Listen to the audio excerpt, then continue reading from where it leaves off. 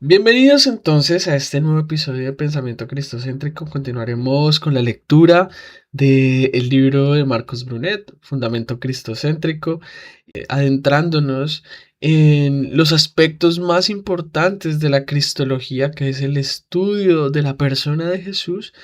Y vamos a centrarnos en el propósito de la encarnación. Bienvenidos. Que el verbo se hizo carne, descendió de la luz, su camino fue hacia abajo y entregó su juventud.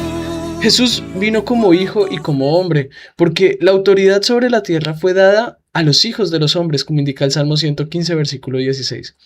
Era necesario entonces que un hombre recuperase la autoridad sobre la tierra, y era necesario que Dios mismo lo sea, porque todos los hombres se habían corrompido.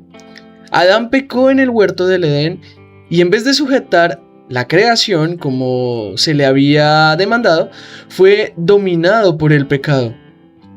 Sin embargo, Jesús vino a buscar y salvar lo que se había perdido. Dice Lucas capítulo 1 versículo 31, y ahora concebirás en tu vientre y darás a luz a un hijo y lo llamarás Jesús. Jesús significa literalmente el Señor salva.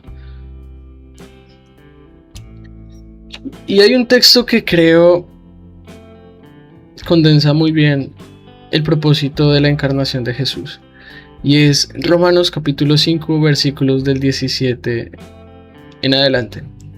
Dice, porque si por la transgresión de un hombre, por este reinó la muerte, mucho más reinarán en vida por medio de un hombre, Jesucristo, los que reciben la abundancia de la gracia y el don de la justicia.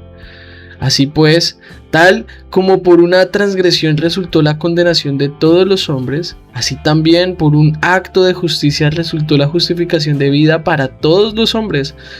Porque así como por la desobediencia de un hombre los muchos fueron constituidos pecadores, así también por la obediencia de uno los muchos serán constituidos justos.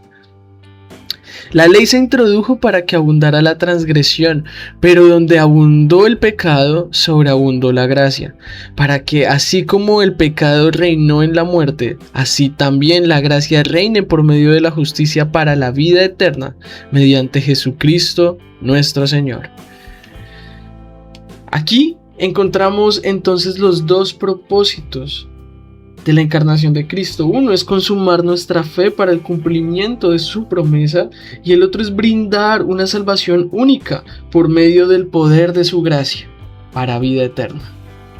Dice Gálatas, adicionalmente, en el capítulo 3, versículos 13 y 14, Cristo nos redimió de la maldición de la ley, hecho por nosotros maldición, porque escrito está, maldito todo el que es colgado en un madero, para que en Cristo Jesús la bendición de Abraham alcanzase a los gentiles, a fin de que por la fe recibiésemos la promesa del Espíritu. Entonces, hemos visto aquí el propósito de la encarnación de Jesucristo como Dios y como hombre. Ahora vamos a ver los efectos de la humanidad de Jesús en nosotros. Dice en la cita de Juan, pero Jesús, en cambio, no se confiaba en ellos porque los conocía a todos y no tenía necesidad de que nadie le diera testimonio del hombre, porque él conocía lo que había en el interior del hombre. Jesús no se hizo carne para enseñarnos una religión. Él se hizo carne para enseñarnos a ser humanos. Desde la entrada del pecado al mundo, la humanidad se fue deteriorando. Con Noé se realizó un reinicio, pero de todas formas la corrupción siguió afectando al ser humano hasta que Jesús vino a buscar y salvar lo que se había perdido. Con su humanidad nos mostró el modelo original sin corromper. Jesús es el ejemplo de que nuestra humanidad no es mala en sí misma. El pecado lo ha degradado, pero Él es nuestro modelo para darle el valor que merece.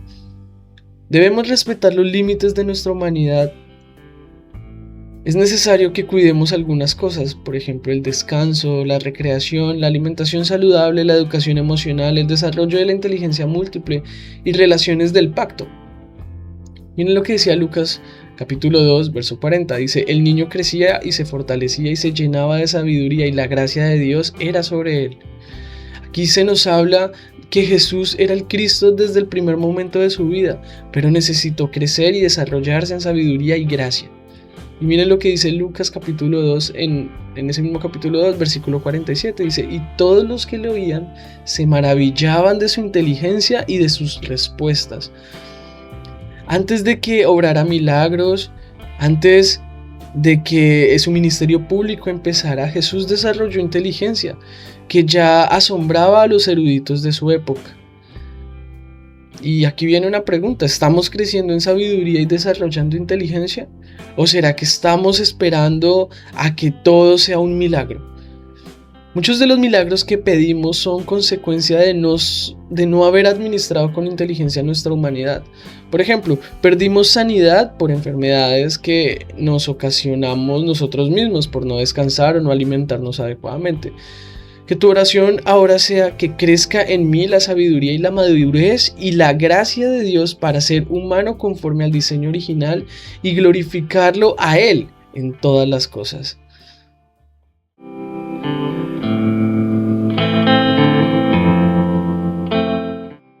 En ese verso 52 del segundo capítulo de Lucas dice, Jesús crecía en sabiduría y en estatura y en gracia para con Dios y con los hombres.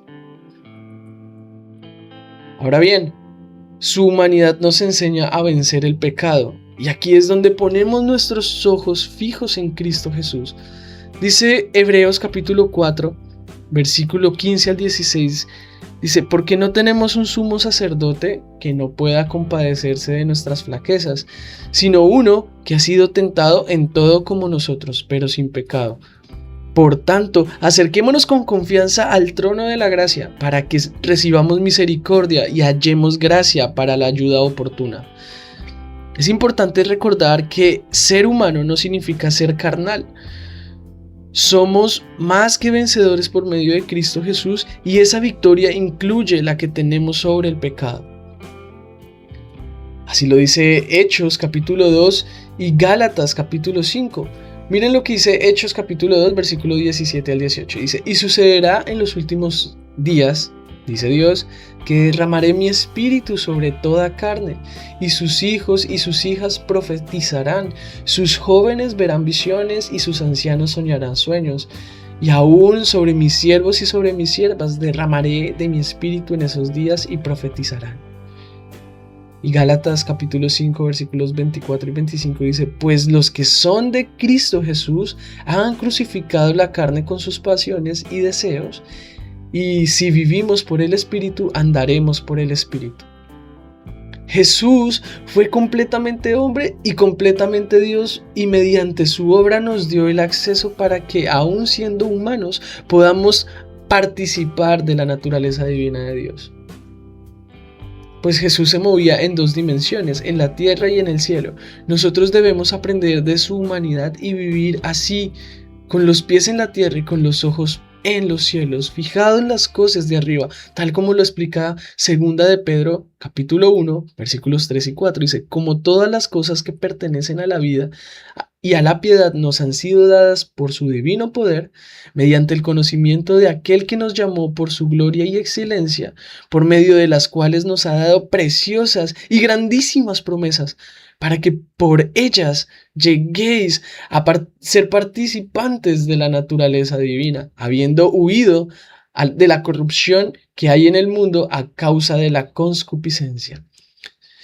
Lo que muchas veces llamamos sobrenatural, las escrituras lo llaman naturaleza divina, es normal para Jesucristo.